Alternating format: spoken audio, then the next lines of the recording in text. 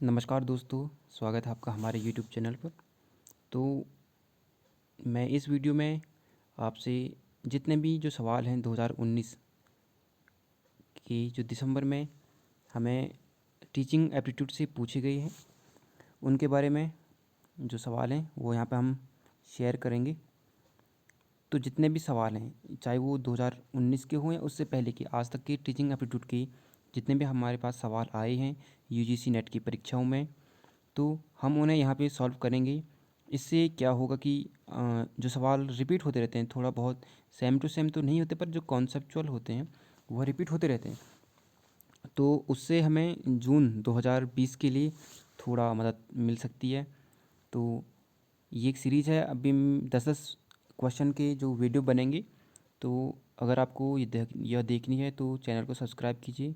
मैं डेली इसकी जो पीडीएफ है उसका लिंक डिस्क्रिप्शन में दे दूँगा, और तो आप वहाँ से ये जो वीडियो का पीडीएफ है वो डाउनलोड कर सकते हैं। तो हम डेली 10-10 क्वेश्चन जो हैं डिस्कस करेंगे, एक दिन के कई वीडियो डाल सकता हूँ मैं। तो शुरू करते हैं।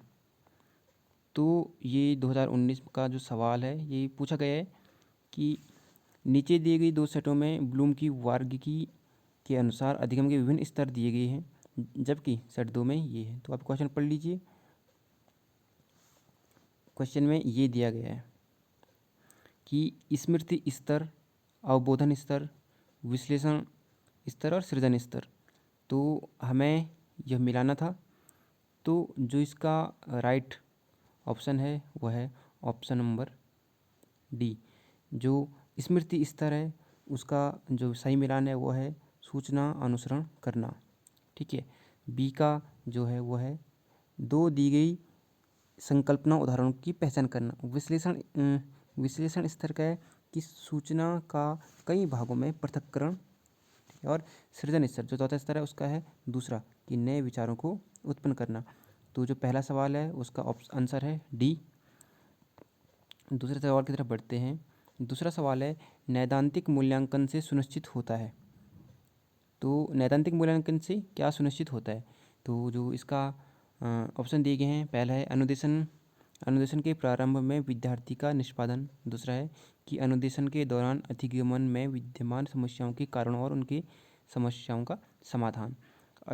अनुदेशोनुप्रांत उपलब्धि की भाषा। और चौथा ऑप्शन है कि अनुदेशन के पश्चात अधिगमन की प्रगति और विफलता। तो नैदांतिक मूल्यांकन में हम हमेशा जो समस्याएं होती हैं उनका निदान प्राप्त करने की कोशिश करते हैं, निदान की उनकी समस्याओं का समाधान करते हैं। तो यहाँ पे ऑप्शन नंबर बी जो है वो इसका सही आंसर है। तो क्वेश्चन नंबर 2 का सही आंसर है question option B. Question number 3 की तरफ बढ़ते हैं। यहाँ पे दिया कि निम्नलिखित में से कौन सा अनुदेशात्मक सॉफ्टवेयर का उदाहरण है? तो पहला है ऑडियो पॉडकास्ट, मुद्रित सामग्री या पुस्तक। तीसरा है रेडियो वार्ता। चौथा है एडोसेट। तो जो तीसरा क्वेश्चन है उसका जो सही आंसर है वो है रेडियो वार्ता। तो रेडियो वार्ता अनुदेशात्मक सॉफ्टवेयर का उदाहरण है। क्वेश्चन नंबर 4 की तरफ बढ़ते हैं। क्वेश्चन नंबर 4 है हमारा कि किस शिक्षण सहायक सामग्री की बात की गई से पठन, श्रवण और उच्चारण जैसे कौशल में अभिवृद्धि थी। तो ऐसे कौन से टीचिंग सपोर्टिंग एक्ट हैं जिनसे हम पढ़ने में, सुनने में और उच्चारण करने में हमको अभिवृद्धि कौशल में, हमारी स्किल में हमारे बढ़ती है? तो इसका जो सही ऑप्शन है वह है श्रव्य भाषिक शिक्षण सहायक सामग्री। ठीक है। तो क्वेश्चन ऑप्शन नंबर 1 इसका सही आंसर है। क्वेश्चन नंबर 5 की तरफ हम बढ़ते हैं। क्वेश्चन नंबर 5 है नीचे दी गई सूची में उन अनुदेशात्मक पक्षों की पहचान कीजिए जो कक्षा की योजना की संरचना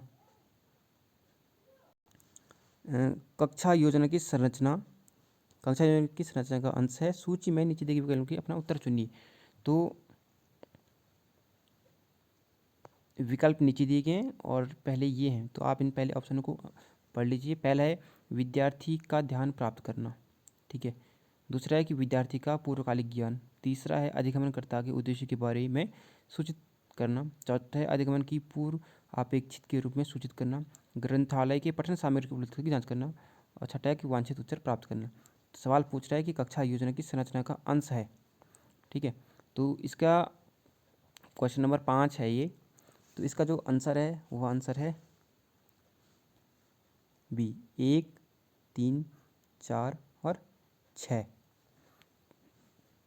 तो पांचवा ऑप्शन इसमें है नहीं, तो आप इसी छान के भी अलग अलग कर सकते हैं। इसके दो मेथड है करने के। छठवां क्वेश्चन है, शिक्षण में चर्चा पद्धति प्रभावशाली रूप से आयोजित करने के लिए निम्नलिखित में से कौन सी शर्त को पूरा होना चाहिए। तो ये क्वेश्चन नंबर 6। क्वेश्चन नंबर जो 6 का है सही आंसर है वो है ऑप्शन ए। ऑप्शन ए इसमें है कि विषय पहले से ही घोषित हो। तीसरा, विषय सामान्य रुचि का हो। और पांचवा, सहभागी की भाषा की सहजता, जो आपस में हम डिस्कशन करें उनमें भाषा में थोड़ा उनको आसानी हो बात करने में। क्वेश्चन नंबर 7 है कि बहुल बुद्धि सिद्धांत का विकास किसने किया। तो यह होवार्ड गार्डनर ने, ये 2019 में पूछा गया है। 8वां क्वेश्चन है कि प्रभावशाली शिक्षण व्यवहारों की सूची में से उन्हें चुनिए जिन्हें मुख्य व्यवहार कहा जाता है। तो यहाँ पे जो इसका आंसर होगा आप पहले इनको पढ़ सकते हैं। इनके PDF आप मैं डिस्क्रिप्शन में लिंक दे दूँगा, वहाँ से देख सकते हैं। तो ये 8वां है, तो इसका है पहला। क्वेश्चन नंबर 9 की तरफ बढ़ते हैं। क्वेश्चन नंबर 9 है कि निम्नलिखित कथनों में से कौन सा समावेशी शिक्षण की अवधारणा की व्याख्या प्रदान करता है। तो जो 9वां का ऑप्शन है वो है ऑप्शन नंबर डी। आप इन्हें रोक के देख सकते हैं। क्वेश्चन नंबर 10 है, निम्नलिखित में से कौन सा अधिगमनकर्ताओं को संवेगात्मक बुद्धि का सर्वोत्तम विवरण प्रस्तुत करता है। तो क्वेश्चन आप देख लीजिए पहले, फिर इसका आंसर करने की कोशिश कीजिए। इसका जो आंसर है वो है ए।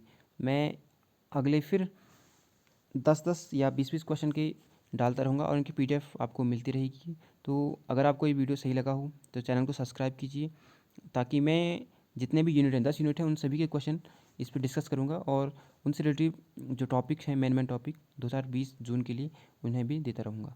धन्यवाद।